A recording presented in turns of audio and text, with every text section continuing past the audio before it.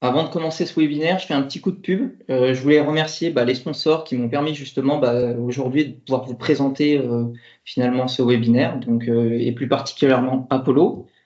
Donc Apollo, qu'est-ce que c'est? C'est une ESN qui cette année fête ses 20 ans, qui a plus d'une centaine de collaborateurs répartis sur 3 grands sites, donc Lyon, Grenoble et Paris.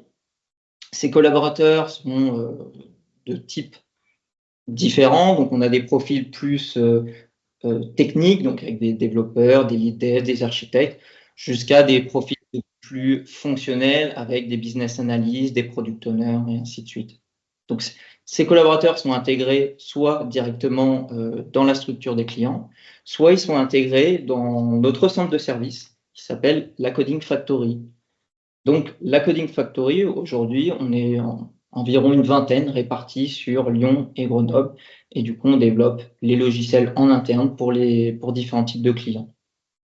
En plus de ça, Apollo est assez actif en termes de partage de connaissances. Il y a 3 grandes communautés justement qui vont avoir ce rôle-là. Donc, on a la communauté Microsoft, qui s'appelle ApolloNet, la communauté Java, qui s'appelle Apologie, et les apologistes, qui est la communauté qui m'a aidé justement à préparer cette présentation et à débugger justement les problèmes de visioconférence. Donc, qu'est-ce que font exactement les apologistes? On est présent déjà sur les réseaux sociaux, donc sur le LinkedIn. On est présent aussi à différents types d'événements, comme l'Agile Grenoble, l'Agile Lyon, le Mix IT, donc que ce soit en termes d'auditeurs ou même de conférenciers. On publie des podcasts sur Spotify, justement. Donc, vous pouvez, je sais pas la récurrence, mais c'est un peu plus d'une fois une fois tous les mois, je dirais à peu près, où il y a un nouveau podcast que vous pouvez consulter. On écrit des articles et aussi on organise nos propres événements ouverts à l'extérieur. Celui étant le plus connu étant bien entendu l'Apollo-Théose. Donc encore une fois, petit coup de pub, il y a une Apollo-Théose qui va se dérouler le 7 novembre. Donc c'est ouvert au public. Le thème de cet événement sera la priorisation et vous pouvez d'ores et déjà, il me semble, vous inscrire sur le groupe apologiste afin de recevoir justement une notification pour pouvoir vous inscrire et prendre vos billets. Les places sont limitées. Voilà, c'était le petit coup de pub. Encore merci Apollo. Donc pour mieux suivre cette présentation, je vais suivre le plan suivant. Donc déjà, je vais rappeler qu'est-ce que c'est le modèle Spotify, parce que dans ce webinaire, je ne pense pas que tout le monde connaisse finalement ce qu'est le modèle Spotify. Ensuite, je vous parlerai un peu de moi, un peu de mon retour d'expérience d'une implémentation que j'ai vécue. Je ferai un petit post-mortem, une petite analyse justement des erreurs et des solutions qui auraient été envisageables plutôt. Et bien entendu, à la fin, vous serez libre de pouvoir me poser toutes les questions que vous le souhaitez. Donc, qu'est-ce que c'est le modèle Spotify? Le modèle Spotify, c'est un modèle d'agilité à l'échelle qui a été la première fois décrit dans un article qui s'appelait Scaling Agile at Spotify en 2012 par 2 ingénieurs justement qui y travaillaient. Donc, l'objectif de ces collaborateurs était de présenter justement ce qu'était l'organisation et la culture d'entreprise à ce moment-là. Donc, ça décrivait exactement comment était structurée l'entreprise en 2012. Donc, ça n'explique pas comment ils étaient arrivés à cet état de fait, ni les futures évolutions qu'il allait avoir depuis 2012. On est en 2024, donc ça continue à évoluer. Très important.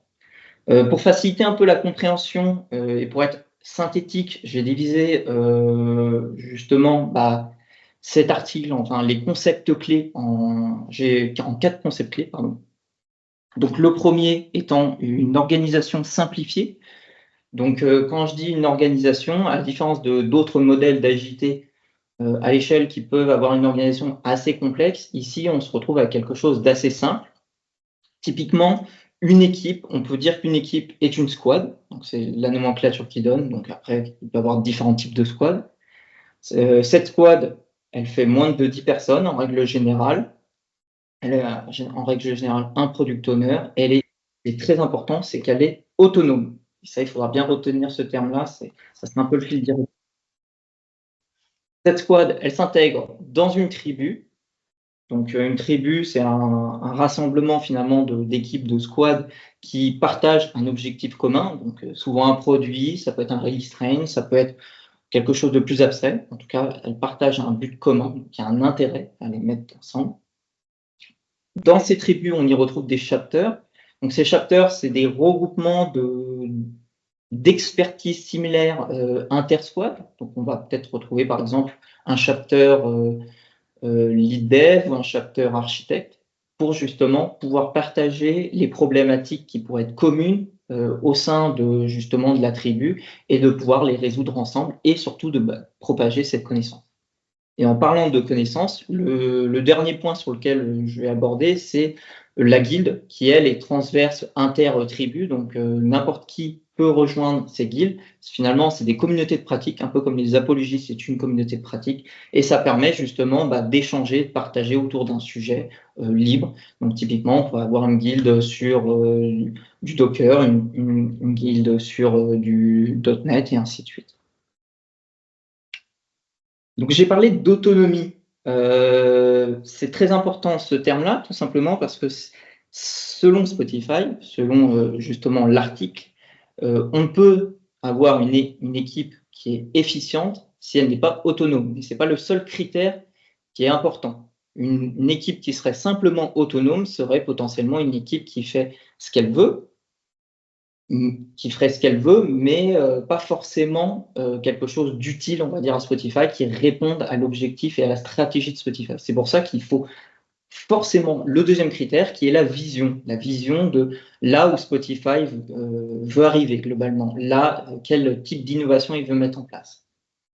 À contrario, si par exemple on avait le curseur qui était placé sur une petite vision et une petite autonomie, on aurait des équipes qui seraient simplement micromanagées et finalement elles seraient ni efficaces.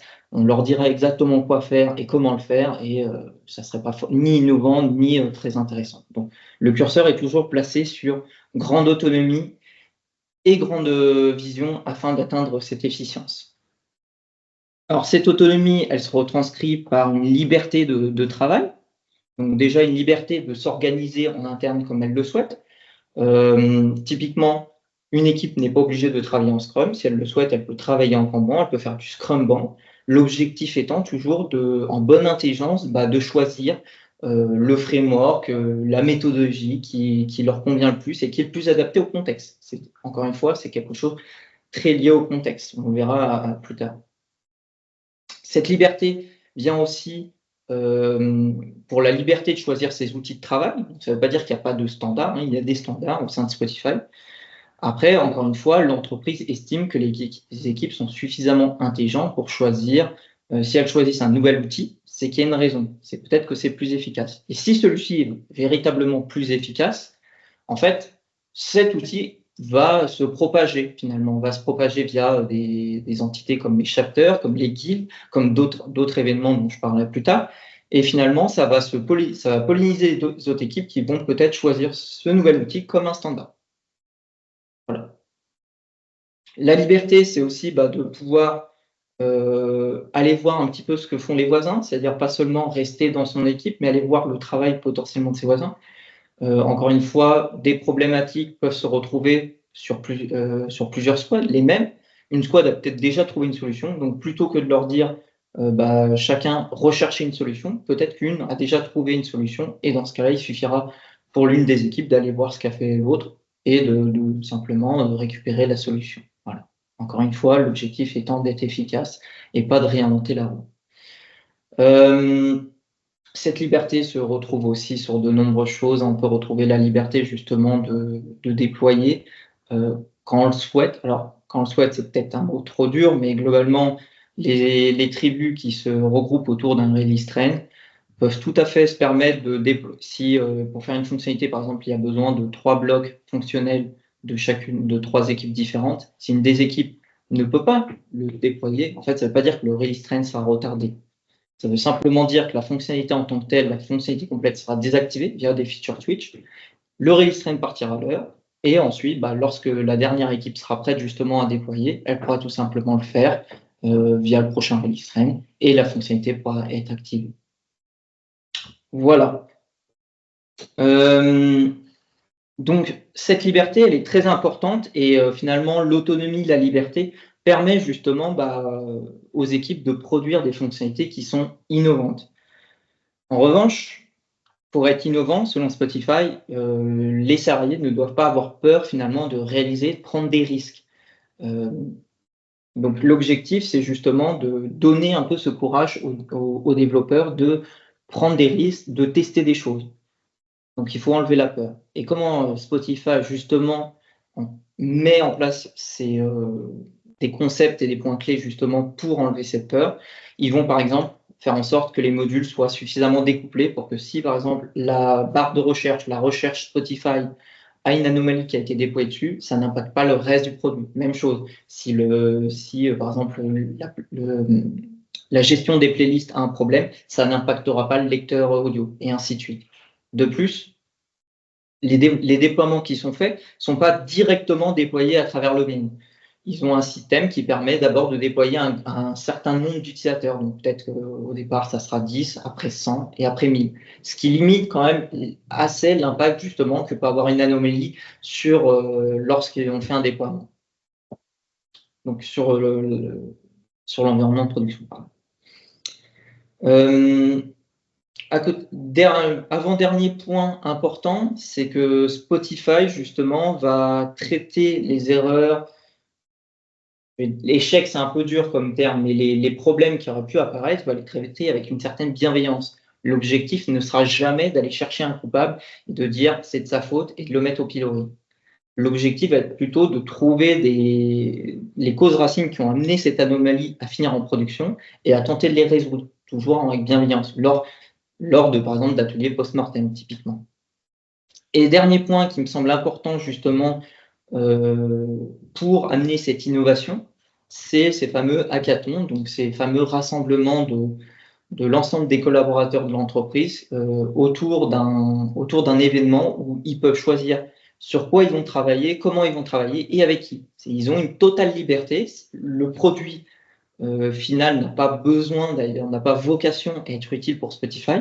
L'objectif, c'est le partage de connaissances à travers les différentes personnes, tester de nouvelles technologies qui pourraient ne pas avoir tout simplement, qui pourraient pas simplement manipuler lorsqu'ils font leurs produits le reste des jours. Donc voilà, c'est vraiment un moment très convivial en même temps et ça rebooste en règle générale le moral. Dernier point, alors le point le plus basique, on va dire, quand on parle d'agilité à l'échelle, c'est l'amélioration continue. Je me suis permis de l'ajouter quand même parce qu'au-delà de simplement faire des rétrospectives, ce qui n'est pas obligatoire parce que, encore une fois, toutes les équipes ne font pas du Scrum, donc ils peuvent faire d'autres moyens justement pour s'améliorer. Ils pourraient mettre en place un Kaizen, typiquement s'ils font du Kanban. L'objectif étant d'identifier les problèmes et de les résoudre les plus rapidement et pas d'attendre la fin de l'itération et la rétrospective pour les résoudre. Mais au-delà de ça, Spotify a mis en place un certain nombre de choses, est à l'écoute de ses collaborateurs pour pouvoir justement vérifier qu'il n'y a pas des problématiques qui sortent en dehors du périmètre de celle-ci. Et il peut arriver souvent que justement, malheureusement, les problématiques ne peuvent pas être résolues par une équipe parce que la solution se trouve plutôt dans la hiérarchie. Donc, l'entreprise est assez à l'écoute de tout ce que peuvent dire ses collaborateurs et met en place notamment un atelier qui s'appelle le Squad Dev Check, qui permet justement de contrôler déjà à l'échelle d'une équipe la satisfaction de celle-ci sur un certain nombre de critères. Mais cet atelier peut se retrouver déployé sur l'ensemble des équipes et donc fournir à l'organisation une vue globale de la satisfaction de ses employés et de l'évolution aussi. Donc ça permet justement de savoir que peut-être qu'il y a un problème qui est identifié par un certain nombre d'équipes et qu'il faut le résoudre. Et au-delà de ça, l'entreprise ne se satisfait pas simplement de se dire globalement plus de 90% des personnes sont satisfaites, c'est bon, on se repose sur les lauriers. Non, ils essayent toujours d'aller plus loin, peut-être d'atteindre 95, 96, 98. L'objectif étant toujours de s'améliorer, d'améliorer le contexte de travail. Donc là, peut-être pour un certain nombre d'entre vous, vous dites, bah, où c'est que je signe? Moi, je veux mettre ça en place dans mon entreprise. Ça a l'air super. Avant de faire ça, finalement, avant de commencer à en discuter, laissez-moi vous raconter un peu mon histoire, mon retour d'expérience. Et comme toute bonne histoire, finalement, bah, ça commence par il était une fois. Il était une fois, du coup, un agiliste qui rejoignit une petite entreprise qui avait décidé, finalement, de se mettre à l'agilité. Celle-ci avait trouvé une équipe pilote qui avait la volonté, justement, de mettre en place le fameux framework Scrum. Donc, un product owner fut mis en place, un Scrum Master, et puis au fur et à mesure des itérations, l'équipe commençait à mieux en mieux à prendre en main justement cette nouvelle méthodologie de travail. Ce n'était pas évidemment parfait, mais comme je l'ai dit, l'objectif était toujours de s'améliorer et les résultats étaient plutôt intéressants et l'entreprise avait déjà dans l'idée de le déployer justement ce framework à travers d'autres équipes qui elles étaient aussi motivées. Puis un jour, un grand groupe racheta cette entreprise et décida de fusionner avec une autre entreprise pour former ce que j'appellerais à partir d'aujourd'hui la Evil Corp. L'autre entreprise avait en son sein un dirigeant qui est devenu finalement le DG de Evil Corp. Et quelle fut pas la surprise lorsque celui-ci avait déjà implémenté un modèle et décida du coup de l'implémenter sur toute Evil Corp. Alors vous l'avez sans doute deviné, ce fameux modèle, c'était le modèle Spotify. Donc du jour au lendemain, les équipes sont devenues des squads. Ces squads intégrèrent des tribus. Les chefs de projet sont devenus des product managers. Et bien entendu, on commença à mettre en place les autres rituels qui font partie typiquement du modèle Spotify. Donc les itérations, les US, les daily, les rétrospectives, tout ça fut mis en place du jour au lendemain auprès de l'entièreté de l'entreprise. Alors, en plus de cela, le petit agiliste est devenu un product manager. On lui avait promis qu'il allait pouvoir justement faire de l'agilité et que ça allait être une merveilleuse expérience. Donc, au fur et à mesure que le projet avançait, beaucoup de choses lui semblaient étranges. La première chose, c'est que les délits semblaient durer une éternité. Certains délits pouvaient durer plus d'une heure. La seconde chose, c'est que lorsqu'il remontait les différentes alertes qu'il pouvait avoir justement au cours des rétrospectives que les développeurs lui remontaient, ces alertes semblaient être complètement ignorées. Parfois même, le directeur général se permettait d'imposer justement un certain nombre de contraintes, on va dire contraintes techniques, mais plutôt d'indiquer comment les développeurs devaient exactement coder une fonctionnalité. Et bien que celui-ci alerta que ça pouvait poser des problèmes et que ça allait même poser des problèmes, ces remarques furent, encore une fois, ignorées. Le projet avançait, pas d'environnement réel de test avec des données de test, pas de l'interdiction de mettre en place des logs en production alors que c'était un outil de synchronisation.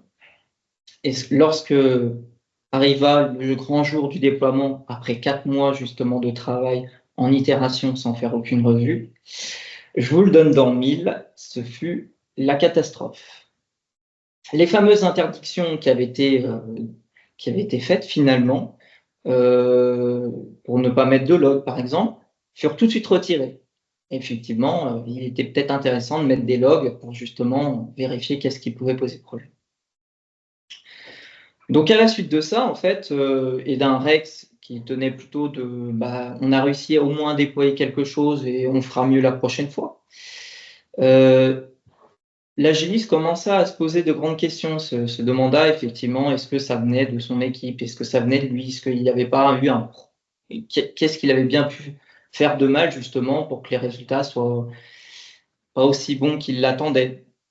Donc il se posa cette question et puis il décida finalement de se dire est-ce que finalement les autres product managers ont le même souci. Donc il se décida justement à aller les voir et puis voir justement comment ça se passe. Quelle fut pas sa première surprise de voir qu'aucun des product managers était au courant que toute cette nomenclature, toute cette structure, ces rituels venaient déjà du modèle Spotify, mais aussi de Scrum qu'on leur avait imposé.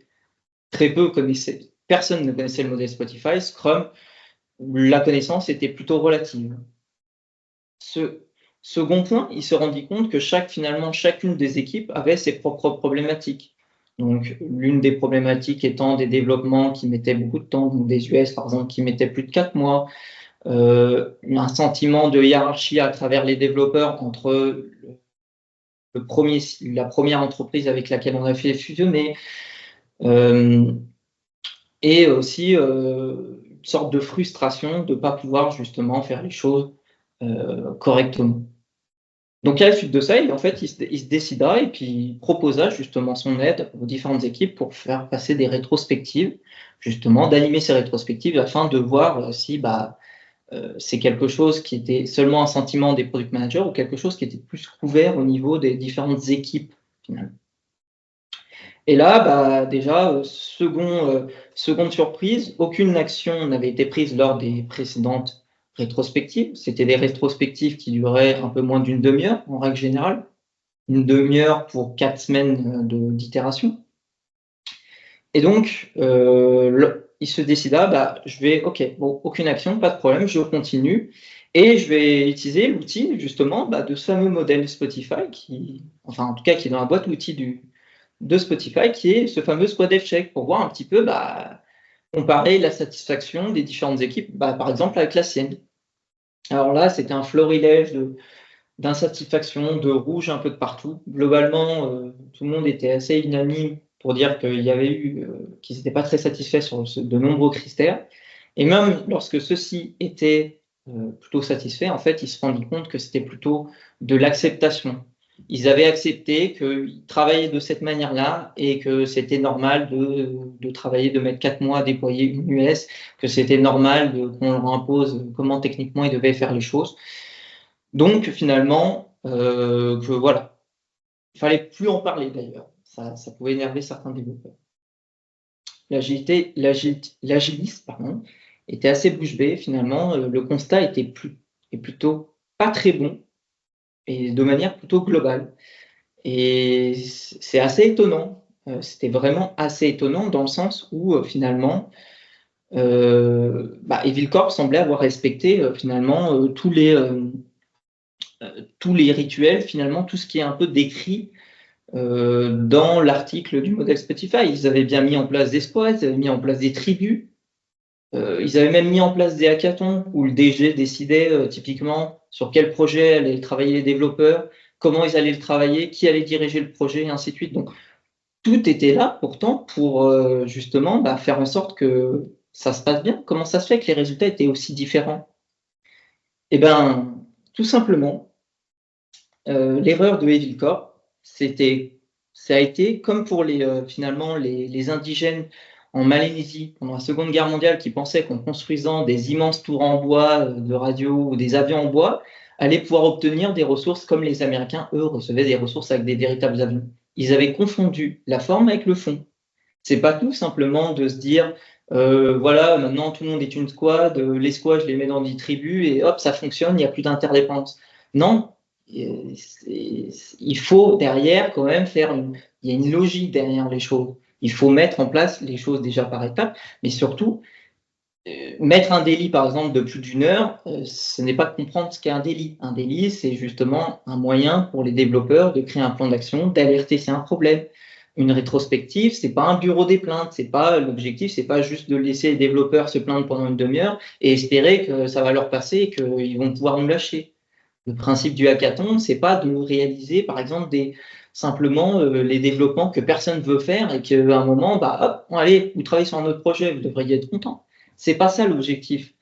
Et c'est bien là où la problématique, c'est que Evil Corp a vraiment pas essayé de comprendre ce qu'il y avait derrière le modèle. Il n'a pas essayé de comprendre que c'est pas une méthodologie, c'est pas une recette qu'on applique bêtement sans réfléchir. C'est derrière, il y a un fond, il y a des objectifs. Et ces objectifs ne peuvent pas être atteints si déjà on ne respecte pas finalement ce qu'a voulu mettre en place justement la culture Spotify. Donc le bilan est plutôt mitigé. Alors j'aurais pu donner plein d'autres anecdotes. Il y en a beaucoup. Il y a typiquement la promesse qu'avait fait le DG, lorsque toute la stack technique avait été imposée à l'entièreté de l'entreprise, même à des projets qui étaient du legacy, donc des gros monolithes, de dire maintenant on va le mettre sur le cloud AWS, on va dire que tout va fonctionner directement, et surtout, vous verrez, vous n'aurez plus à vous lever à 3 heures du matin pour pouvoir déployer. Vous n'aurez plus qu'à cliquer sur un bouton et ça se déploiera automatiquement. Bah, ce genre de promesse, et comme pour tout, finalement, bah, en fait, au détour d'une conversation, j'ai appris que finalement, bah, ça n'avait jamais eu lieu. Ils en avaient fait la promotion, mais jamais ça avait marché. Et ça avait même empiré les choses, vu que maintenant, à 3 heures du matin, un architecte devait se lever pour vérifier que le déploiement était fait. Donc, j'aurais pu parler de beaucoup d'anecdotes. Je vais m'arrêter là. On pourra en rediscuter après. Je vais faire une petite analyse de finalement de cette expérience. Je vais faire un petit post-mortem et je vais essayer de voir les erreurs qui ont été commises et finalement comment elles auraient pu être évitées. La première erreur, selon moi, c'est d'avoir voulu faire du top to bottom plutôt que du bottom up. Alors, tout simplement, on l'a vu. EvilCorp est arrivé, a été créé, et du jour au lendemain, bam, le modèle Spotify imposé à tout le monde, qu'importe le contexte, et mettez-vous au pas, marche ou crève globalement. C'est pas forcément le meilleur moyen pour faire en sorte que les gens avancent. Dans le meilleur des cas, vous allez avoir des gens qui, par méconnaissance, vont l'appliquer de manière assez partielle. Dans le pire des cas, alors j'aime pas trop dire ça, mais vous allez avoir tous les personnes réfractaires au changement, ils ne sont pas vraiment, qui vont carrément mettre des bâtons dans les roues pour prouver que de toute façon, vous avez tort, que ce que vous êtes en train de mettre en place, ça ne marchera pas. On voit, d'ailleurs, on a pu voir les différents exemples. Le côté bottom-up, c'est exactement ce qui s'est passé lorsque la première fois je suis arrivé. L'équipe pilote avait décidé de s'organiser en Scrum, avait demandé justement à la hiérarchie si c'était possible, l'avait fait petit à petit. L'objectif était ensuite de déployer ça naturellement auprès d'autres équipes et de s'organiser. Et d'ailleurs, c'est comme ça que Spotify s'est organisé. Ils sont pas venus du jour au lendemain, encore une fois, avec un modèle, avec une structure, avec des tribus, avec des chapters. Non, c'est quelque chose qui s'est créé au fur et à mesure. Au début, ils ont commencé par une simple équipe Scrum. Ils ont commencé à étudier, à voir les problématiques qu'ils avaient. L'entreprise, prenant de l'ampleur, ils ont dû trouver des moyens pour que les différentes équipes puissent travailler ensemble. Et au fur et à mesure, ils se sont améliorés pour fonder pour publier plutôt en 2012 ce fameux modèle Spotify. Et aujourd'hui, comme je l'ai dit, il continue d'évoluer. Bon, c'est peut-être un peu utopiste de ma part, effectivement, de penser que tout peut être fait depuis le bottom. À un moment, on est une grosse entreprise. Bon, il faut restructurer les choses, il faut harmoniser les choses. Hein, il faut que ça fonctionne. Donc, on n'a pas le temps.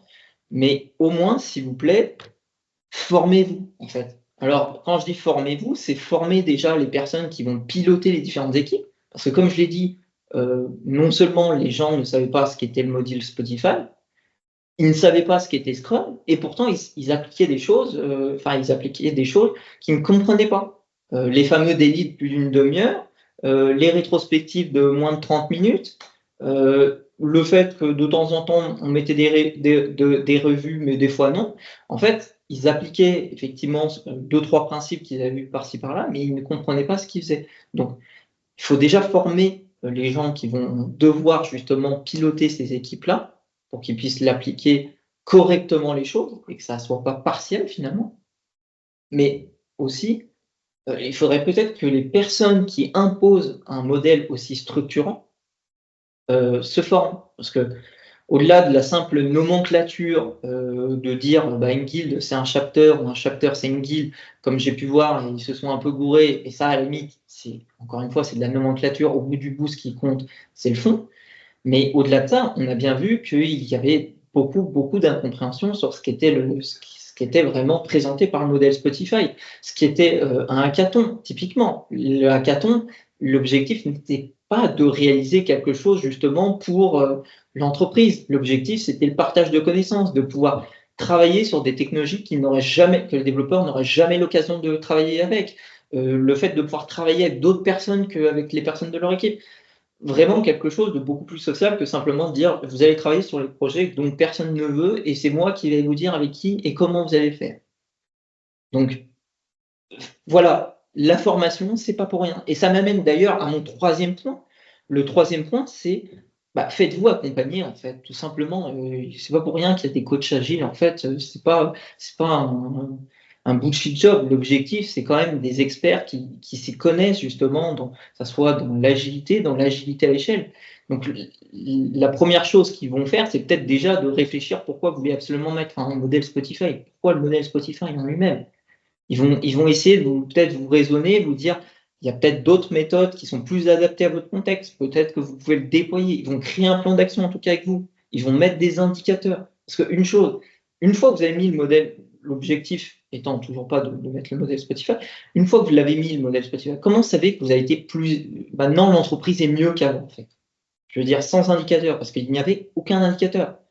Alors, j'étais pas dans les petits papiers du DG, même si j'avais quand même des réunions avec lui, mais j'étais quand même au niveau product manager. On n'avait aucun indicateur pour nous dire ce qu'on fait, on est efficace, pas efficace, est-ce que c'est mieux qu'avant, pire qu'avant? Rien. Alors, l'un des principes, l'un des piliers de l'agilité, c'est peut-être cette transparence-là, justement, de pouvoir l'inspecter, et c'est un moyen de justement d'évoluer dans le bon sens. Donc, faites-vous accompagner par des gens qui vont mettre en place l'agilité correctement, qui vont vous justement proposer quelque chose d'adapté au contexte, et ensuite, tout simplement, de mettre en place justement cette vérification, est-ce que ce qu'on a fait est mieux ou pas. Avant-dernier point qui me semble assez important, l'amélioration continue. Alors, je vais être très verbatif par rapport à la slide justement, mais c'est pas pour rien. En tout cas, moi, c'est peut-être le cœur de l'agilité. C'est peut-être il n'y a qu'une chose à retenir presque de l'agilité. Pour moi, ça serait l'amélioration continue, de pas se satisfaire de ce qu'on a, de toujours essayer de s'améliorer. Lorsqu'on a un problème, d'essayer de trouver des solutions et pas de le laisser empirer, de pas ignorer ses collaborateurs. Ici, c'était flagrant lorsqu'on expliquait justement qu'il y allait avoir des problèmes en production, qu'il ne fallait pas faire développer de cette manière parce que ça allait être dangereux lorsqu'on allait déployer. La seule réponse que j'ai eue, c'est de me faire réprimander pendant 1 heure parce que j'avais osé remettre en question la décision d'un DG qui expliquait comment mon équipe de développement devait réaliser le produit. C'est quand même quelque chose de grave. On est loin justement déjà de la sécurité psychologique, mais on est loin justement de l'amélioration continue, de la compréhension, d'essayer de trouver quelque chose. Les rétrospectives, les réunions que j'ai pu avoir justement avec les autres managers étaient assez lunaires. On était quand même à un point à se demander comment faire pour que les gens parlent en rétrospective. Voilà. Il y avait des rétrospectives d'une demi-heure, les gens y allaient et certains ne disaient rien parce que de toute façon, ils savaient et ils me l'ont dit. De toute façon, ça ne sert à rien, ces réunions-là. Tout ce qu'on dit ne sert à rien. Donc, franchement, c'est une perte de temps. Et on peut les comprendre. Aucune action ne sortait de ces rétrospectives. Aucune solution n'était trouvée. Donc, prenez en compte ce que vous disent vos collaborateurs. Mettez en place vraiment quelque chose qui puisse faire en sorte de vous améliorer. Parce que c'est encore une fois comme ça que le modèle Spotify s'est formé. C'est via des itérations au fur et à mesure, il s'est amélioré, c'est devenu ce que c'était. Il n'est pas arrivé tout parfait, d'ailleurs, il n'est sûrement pas, il n'est pas arrivé parfait comme ça d'un seul coup. Et je vais venir à mon dernier point, n'implémentez pas le modèle Spotify pour implémenter le modèle Spotify, tout simplement. En fait, même n'implémentez pas l'agilité pour implémenter l'agilité. En fait, l'agilité, c'est pas une fin en soi. L'objectif, c'est pas d'avoir un petit badge ou une annonce sur LinkedIn pour dire regardez, on a appliqué le modèle Spotify, regardez, on est agile, tout le monde est cool, la vie est belle. Non, c'est pas ça l'objectif. L'agilité, c'est un moyen d'atteindre des objectifs. Le moyen, c'est peut-être d'améliorer la manière de travailler de ses salariés, c'est peut-être qu'ils se sentent mieux au travail, c'est peut-être d'être plus innovant, c'est peut-être d'éviter le turnover. On peut trouver tout un tas de raisons à ça. Et le modèle Spotify est selon moi une bonne boîte à outils. C'est ce que c'est. C'est une boîte à outils, c'est inspirez-vous. Si vous avez envie d'améliorer justement le côté veille technologique, la cohésion à travers l'entièreté d'une entreprise, mettez en place des événements comme le hackathon, c'est des super moyens. Si vous avez envie justement d'identifier des problématiques et de les résoudre, mettez en place une rétrospective, faites-le correctement, laissez le temps aux gens, écoutez-les. Mais encore une fois, l'objectif, c'est prenez ce qu'il y a de bon, prenez ce qui s'adapte à votre contexte, vraiment évoluez au petit à petit. C'est pas grave, vous allez faire des erreurs. Rome ne s'est pas fondée en un seul jour. Vous allez faire des erreurs. Vous allez créer finalement, au bout d'un moment, peut-être votre propre modèle, le modèle de votre entreprise. Et qui sait, peut-être d'ailleurs, dans quelques années, quand vous aurez fait ce fameux modèle-là, en fait, un jour, un de vos collaborateurs va le publier sur Internet. D'autres entreprises sont joyeuses de pouvoir reprendre ce magnifique modèle. Et encore dans quelques années, je pourrais faire un webinaire sur ce modèle-ci, sur son implémentation, et le critiquer pendant quasiment 40 minutes. Je vous remercie de m'avoir écouté, d'avoir écouté cette conférence sur le modèle Spotify.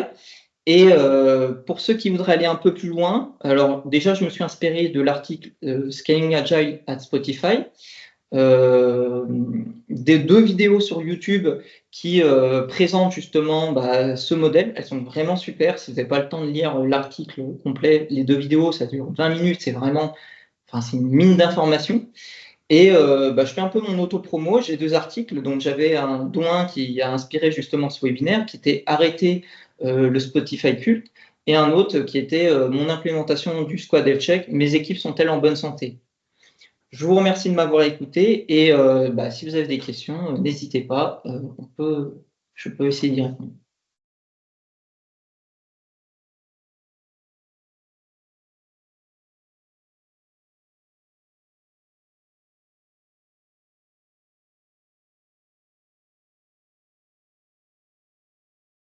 C'était très clair, hein.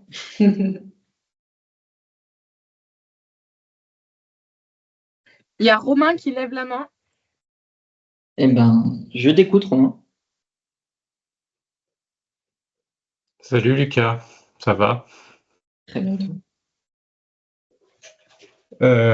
J'ai pas de questions, je voulais juste en profiter pour, tu dis pour aller plus loin, que hasard du calendrier, il y a la chaîne Scrum Live qui a sorti une vidéo hier avec Rachel Dubois qui était justement coach agile chez Spotify. Donc s'il y a des gens qui veulent creuser le sujet, voilà, j'ai regardé la vidéo hier soir, elle est intéressante.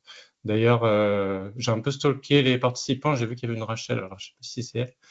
Et j'en profite du coup, comme j'ai regardé la liste des participants, pour faire un petit coucou à Aude, Julien et Gladys, comme je ne les ai pas vus depuis quelques temps. Voilà, coucou. Et Gladys, elle est juste là, à côté de moi. Ok, voilà, c'était tout pour moi. Merci pour la présentation en tout cas.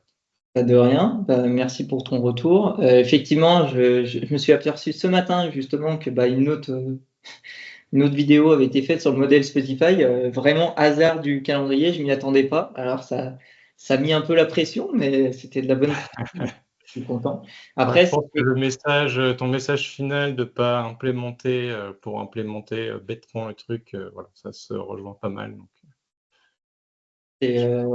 C'est l'expérience que j'ai eue. Comme je l'ai dit, j'essaie de le faire, de pas non plus de mettre toutes les anecdotes les unes à côté des autres, parce que j'en ai énormément d'anecdotes. Il y a des gens sûrement dans ce webinaire qui ont peut-être même travaillé pour moi. Donc, l'objectif, c'était pas effectivement de les dire toutes, même s'il y en a certaines qui sont, comme je l'ai dit, par exemple les rétrospectives où personne ne se parle, ou alors le fait tout simplement de dire comment on peut faire pour que les gens parlent, finalement, comment on peut les obliger à parler, c'est des réunions que j'ai vraiment eues.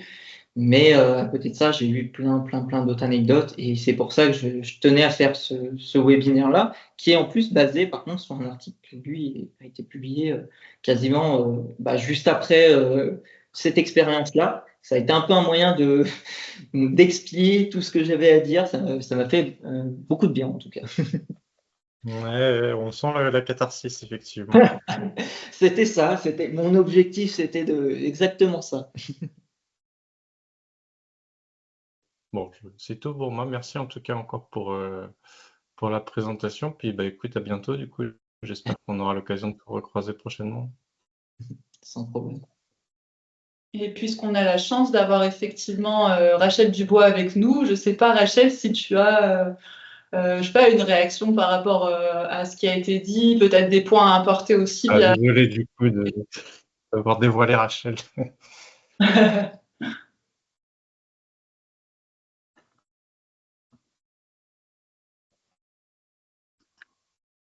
Hello. Hello. Hello. C'est super cool.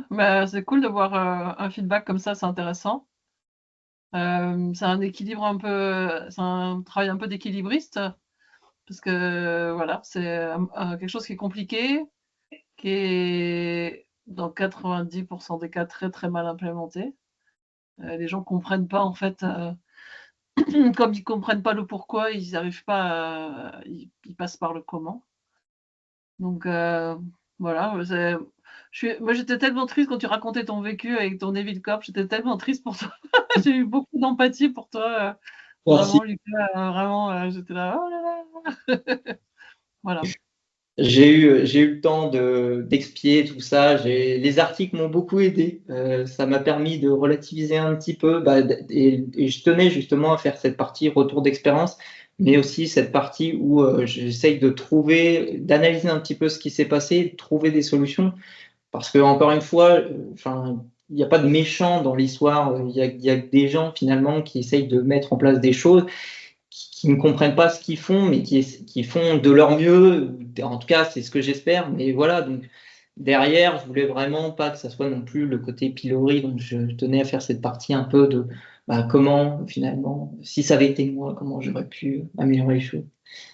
Mais j'ai eu la pression ce matin quand j'ai vu effectivement que la vidéo avait été publiée. Je me suis dit, oula, j'ai en face de moi des personnes qui sont beaucoup plus compétentes que moi pour parler justement du modèle Spotify. J'espère que je vais pas dire trop de bêtises. Voilà. Bon, en tout cas, ça me fait plaisir que. Après, c'est le hasard, c'est vraiment le hasard des. Moi, j'étais pas au courant qu'il y avait ce meet-up qui était en cours. Après, toi, tu es compétent pour parler de ton implémentation de Spotify, donc il n'y a personne qui est plus compétent que toi. Parce qu'après, des gens compétents pour parler de Spotify, il n'y en a pas beaucoup. Il n'y a que les gens qui ont été chez Spotify, tu vois, donc c'est pas le truc. Je voulais juste peut-être rajouter en source, effectivement, il y a les documents qui avaient été publiés à l'époque, mais à l'époque, c'était en 2012. Donc, c'était il y a 12 ans. Et du coup, il y a des tas de trucs super intéressants qui ont été aussi publiés depuis. Et si vous avez vraiment envie de regarder comment fonctionne cette super entreprise, moi, je vous conseille plutôt le blog de la R&D. Il y a une partie blog public de la R&D. Il y a des tas de choses qui sont publiées. Il y a de la tech, du développement, de l'archi, et il y a aussi des aspects organisationnels. Et je pense que ça, c'est une mine d'infos un peu plus à jour que les modèles fort sympathiques, mais un peu poussiéreux de Knibert de 2012. Parce qu'il y a eu beaucoup de coachs après aussi quand on travaillait. Donc lui, il est très connu parce qu'il était très doué pour communiquer. Il y en avait eu beaucoup avant. Ce que les gens ne savent pas, c'est que le premier coach était une femme. Et voilà, il y en a eu plein d'autres après. Et voilà, donc il ne faut pas se focaliser que sur ces publications-là. Il y a beaucoup de choses qui ont été faites depuis. Je suis absolument d'accord. Après, si c'est vrai que j'aurais dû l'évoquer. Si j'ai pris justement la date de 2012 et cet article, parce que pour moi, justement, c'est exactement ce sur quoi ils se sont basés pour essayer de l'implémenter. Ils se sont basés sur le modèle de 2012. Ils n'ont pas essayé justement de voir si ça avait évolué. Donc, au-delà de la non-compréhension, je pense qu'ils ne sont pas allés plus loin que globalement lire en diagonale cet artilu. En tout cas, c'est Il n'y a pas de souci avec ça. La plupart des gens, ils ont fait exactement comme ça. 100% des entreprises que je rencontre qui font du Spotify, ils ont pris, ils ont lu l'article et des fois même pas. Ils ont juste pris le dessin. Ils ont gardé qu'une toute petite partie du dessin, les squats des chapters et les machins, et c'est ça le modèle Spotify, alors qu'ils ont oublié tout le reste. Ils ont souvent pas lu l'article, ils ont vu vaguement des vidéos et c'est à peu près tout.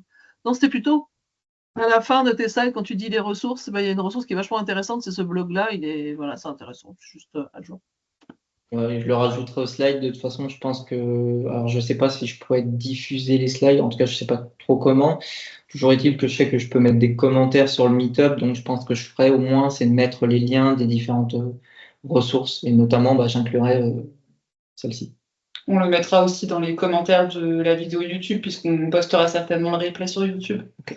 En tout cas, c'est clair que ce qu'il faut un peu retenir de ton intervention, finalement, Lucas, c'est comme beaucoup de fois, c'est pas un problème du modèle, comme l'agilité qui parfois est critiquée, c'est la manière dont c'est implémenté, comment, pourquoi, et pas le quoi, finalement. C'est ce que je disais, l'agilité, c'est pas une recette miracle une recette, si tu suis la recette, globalement, généralement, tu obtiens le même résultat. Enfin, c'est un peu faux, mais globalement, c'est ça l'idée. Ici, non, pas du tout. Enfin, encore une fois, il y a un contexte, et le contexte est très important. On ne peut pas appliquer quelque chose.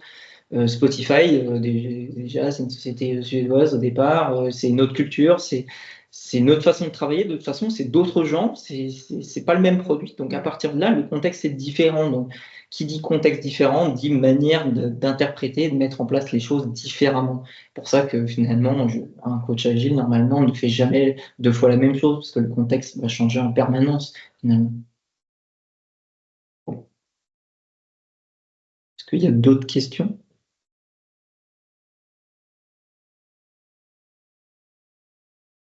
D'autres retours? Ça peut être des retours, hein. C'est vrai que j'ai une question, ça peut être des retours, ça peut être n'importe quoi.